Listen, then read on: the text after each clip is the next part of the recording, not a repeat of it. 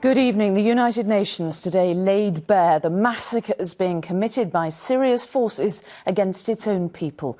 The UN said it has credible reports that at least 100 people a day, including women and children, are dying. In all, it said more than 7,500 civilians have been killed. And as yet more evidence of the brutality of the Assad regime emerged, a fresh attack on Homs. The British photographer Paul Conroy, who was trapped there, was dramatically rescued today. Those who remain in the city endured another day of hellish bombardment. And a warning, there are distressing images from the very start of Tim Ewart's report.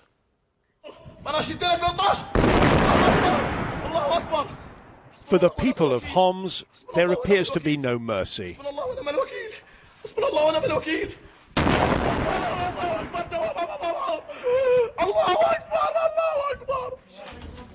This boy, dazed and covered in blood and dust, was trapped in the rubble. There were frantic attempts to free him. And he was finally rescued, suffering from shrapnel wounds. "We are being slaughtered," said the doctor caring for him. As the bombardment continued and civilian losses mounted, 4 trapped Western journalists made their escape attempt. It remains unclear how many reached safety. British photographer Paul Conroy did. He was injured in the attack that killed Sunday Times writer Marie Colvin and a French reporter. The Foreign Secretary confirmed he's now out of Syria. The injured British journalist Paul Conroy is safely in Lebanon, where he is receiving full consular assistance. These are rebel fighters. A group of them came under fire as they escorted journalists from Homs. A number have said to have lost their lives. Meanwhile, strong words at a UN meeting in Geneva. Navi Pillay, the organisation's human rights chief, talked of unspeakable violations.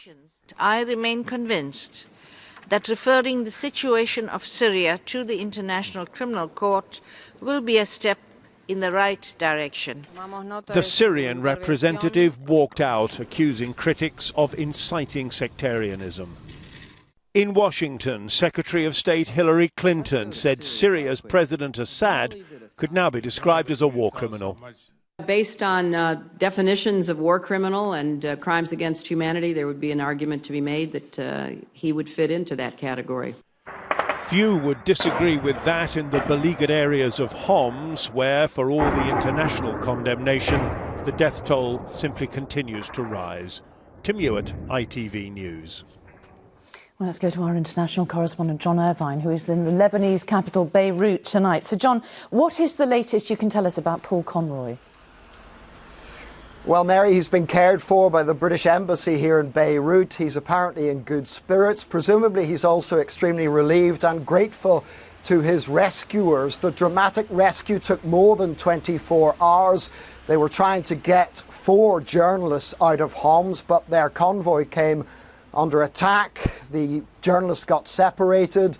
My understanding is that Mr. Conroy was the only one of the quartet to make it into Lebanon and to safety. We understand that at least one and possibly several of his rescuers were killed during that operation. Despite that, the people of Homs remain extremely grateful to Mr. Conroy and his colleagues for shining a light on their plight. One wonders who's left to do that now, given the Syrian army's willingness to try to stifle the message by shooting the messenger.